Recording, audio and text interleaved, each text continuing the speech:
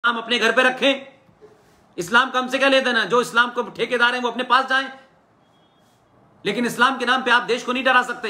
इस्लाम के नाम पे आप सड़कों पे नमाज नहीं पढ़ सकते। इस्लाम के नाम पे 5 वक्त आप चिल्ला चिल्ला करके लोगों के उनकी नींद खराब नहीं कर सकते। और इतना ही जिनको शौक है इस्लाम का, तो आप इस्लाम का मुल्क ले चुके, आपको चले जाना चाहिए था। आप तो झूठे मक्कार रहे कि 1946 में आपने मुस्लिम लीग को पाकिस्तान बनने के लिए वोट दिया, लेकिन आप गए नहीं। और मक्कारी से आप पूरी मुस्लिम लीग बिहार और उत्तर प्रदेश में जहां सबसे ज्यादा थी, धीरे धीरे समाप्त हो गई। और फिर आपने नकाब लगाया और सेकुलरिज्म की आड़ में आप कांग्रेस के अंदर दाखिल हो गए। और फिर लगा कि कांग्रेस के साथ भी आपका वो एजेंडा पूरा हो सकता है जो कहीं और नहीं होता, क्योंकि एक तो खुले रूप में हो गया, अब यहां रह के धीरे धीरे एजेंडा पूरा करना है। तो आपने क्या किया?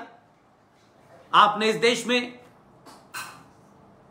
इस्लामिक आतंकवादी मुगलों के नाम से सड़कें रखी ताकि यहां की नस्लें, यहां के वंशज, ये सनातनी हमेशा उन सड़कों को देखे और अपने उस दौर को याद करे जब मुगलों ने इस देश में तलवार के जोर पर हिंदुओं का मजहब कन्वर्ट किया था।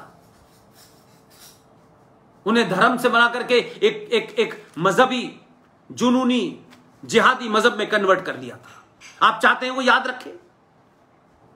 इसलिए मैंने कहा कि 1937 और 27 में जो समझौता कुछ पार्टियों ने आपस में किया था, वो पार्टियां जाने।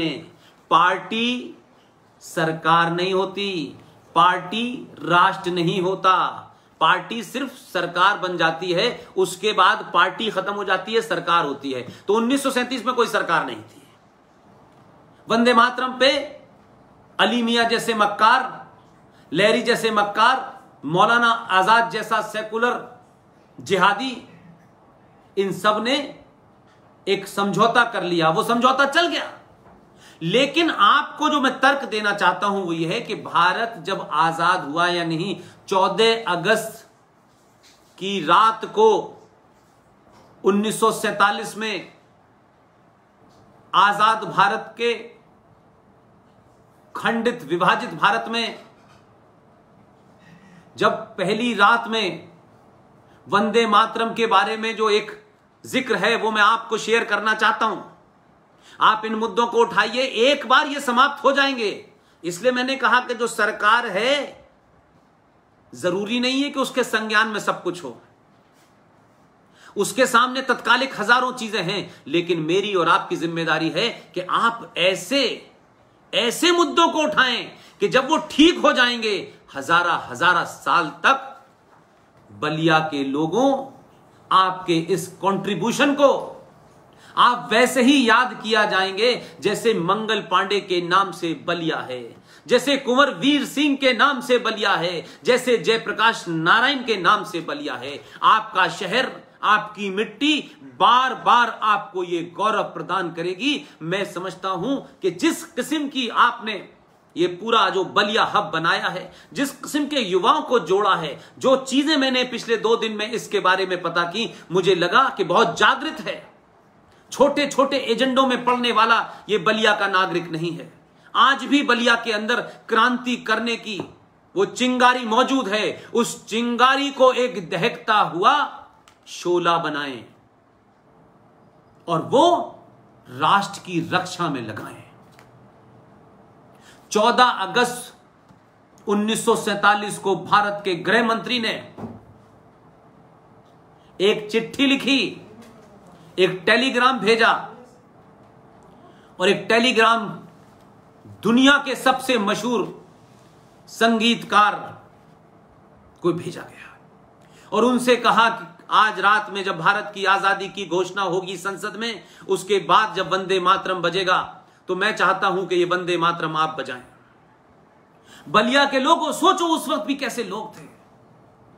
सब सत्ताधारियों के इर्द गिर्द ही इतिहास रहता है, लेकिन उसके अलावा जो बहुत सारे लोग अलग अलग जगह काम करते हैं, उनकी जो भारत भक्ति है, उनकी जो सनातन भक्ति है, जो हजारों सालों पुरानी आपकी संस्कृति है, उसके प्रति उनकी निष्ठा देखिए। उन्होंने कोई पद नहीं मिला, उन्होंने पद की लालसा नहीं की, लेकिन जो काम वो करके गए वो सिर्फ आपके लिए करके गए। कि उनकी आने वाली संतानें जिस दिन भी इस सच्चाई को जान जाएंगी, फिर इसे बेस बनाएंगी और जिहादी और इस्लामिक आतंकवादियों के सामने सरकारों को झुकने नहीं देंगी और सरकारों को तर्क देकर के मजबूती देकर के इस लॉजिक के साथ आप दोबारा से उस चीज को सही पर्सपेक्टिव में इंप्लीमेंट कर सकते हैं। वो टेलीग्राम जिस देश के महान सपूत के पास गया, संगीतकार के पास गया, उनसे सरदार पटेल ने यह रिक्वेस्ट की कि मैं चाहता हूं कि आजाद भारत की इस खंडित पार्लियामेंट में आप वंदे मातरम गाएं। उन्होंने कहा मैं आऊंगा, लेकिन मेरी एक शर्त है। आप जरा सोचिए कि आज के दौर के बौने लोग क्या करते। आज के बौने लोग राज्यसभा में चले जाएं, राष्ट्रपति नॉमिनेट कर दें, किसी जगह का चेयरमैन बन जाएं, इससे ज्यादा इच्छा नहीं होती। लेकिन आजाद भारत में एक संगीतकार, बहुत बड़ा नाम है उसका, नहीं सुना होगा, लेकिन मैं आपको बताता हूं। उस संगीतकार का नाम था पंडित ओंकार नाथ ठाकुर। ठाकुर साहब ने पलटते ही पटेल साहब से कहा मैं आऊंगा, मैं वंदे मातरम गाऊंगा, मेरी एक ही शर्त है कि मैं पूरे 9.5 मिनट का 22 पंक्तियों वाला ही वंदे मातरम संसद में पढ़ूंगा। यह मैं आपको फिर कह रहा हूं, आजाद भारत की पहली पार्लियामेंट जिसमें भारत की आजादी की घोषणा हुई, उसके बाद यह वंदे मातरम पढ़ा गया है, पूरा 22 पंक्तियों का 9.5 मिनट का।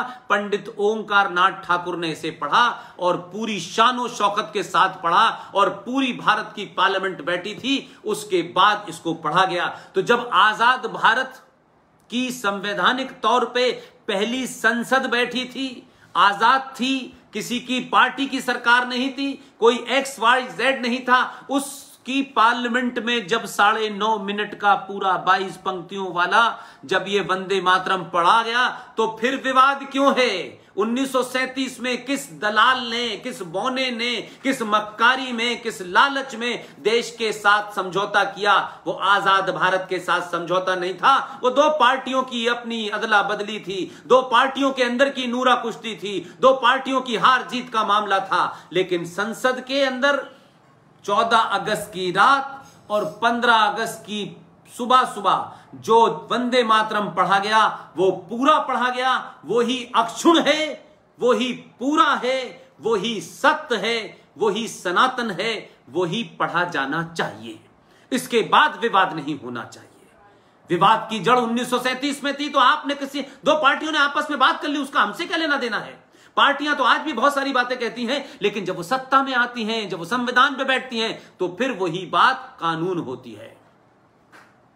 लिहाजा एक इस पे मुहिम चलाइए कि आखिर ये वंदे मातरम का मामला क्यों चल रहा है।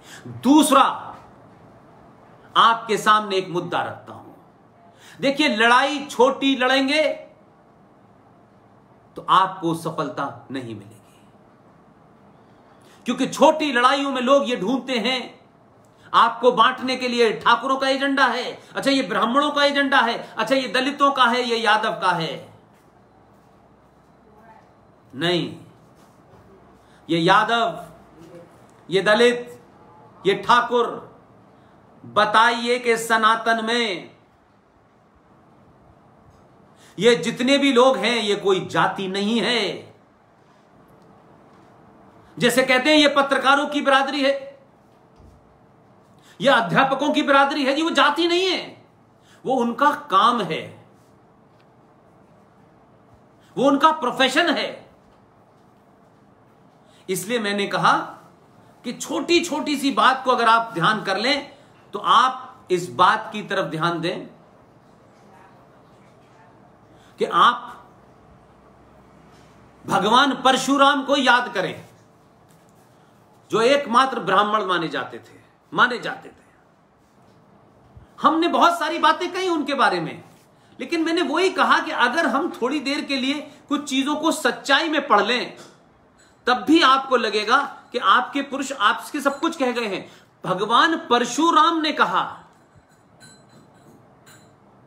जन्म जायते शूद्र, अर्थात मनुष्य पैदा शूद्र होता है, यानी वो कुछ भी नहीं होता, सिर्फ एक मनुष्य होता है। अपने पुरुषार्थ से, अपने काम से, अपने कर्मों से वो कुछ कुछ बन जाता है। एक ही घर में 5 बच्चे होते हैं, एक बच्चा बहुत बहादुर होता है, एक बच्चा बहुत धार्मिक होता है, एक बच्चा कुछ और काम में एक्सपर्ट होता है, लेकिन मां एक ही है उसकी। तो जो पुरुषार्थी थे, जो बल थे, वो देश की रक्षा करने पे चले गए, उसे छत्री के नाम से पहचाना गया। जो धर्म कर्म का काम करेगा, जो पढ़ा लिखा है, जो पढ़ी लिखी बात करेगा, उसे मंदिर में धर्म कर्म के काम के लिए कहा कि आपका काम है धर्म का प्रचार करना, अपने एजेंडे का प्रचार करना नहीं है। कुछ एक्सपर्ट थे, उन्होंने दूसरा काम किया, तीसरा काम किया, कोई तिजारत करेगा, कोई लिखेगा, इस तरीके से काम बटा। हम सब पैदाइशी शूद्र हैं। हम सब अपने अपने पुरुषार्थ से, अपने अपने काम से अपनी जगह बनाते हैं समाज में। लेकिन आपको, आपके दुश्मनों को, आपकी संस्कृति के दुश्मनों को हजारों साल से षड्यंत्र में आपको फंसा दिया गया, और आज आप जातियों के नाम पे पार्टियां बन रही हैं, और हम उसको सत्ता प्राप्त करने का एक माध्यम, एक प्रकल्प समझ बैठे हैं। पार्टी बना लो, 2 इधर के जोड़ लो, 2 उधर के जोड़ लो, सत्ता में आ गए तो फिर उसके नियम बना दो और फिर नियमों को लागू कर दो। इतने नियम लागू करने के बाद भी 70 साल में सनातन को तोड़ नहीं पाए। बहुत बहकाया, ये माई कॉम्बिनेशन है, उनका माई कॉम्बिनेशन से सत्ता चली, फिर माई कॉम्बिनेशन में वाई हट गया, डी आ गया, तो ये एमडी कॉम्बिनेशन हो गए, दलित के नाम। लेकिन एक फैक्टर वो लगा रहा, वो सेकुलरिज्म की 28 दुकानों में भी शामिल है, वो मुलायम सिंह के साथ भी शामिल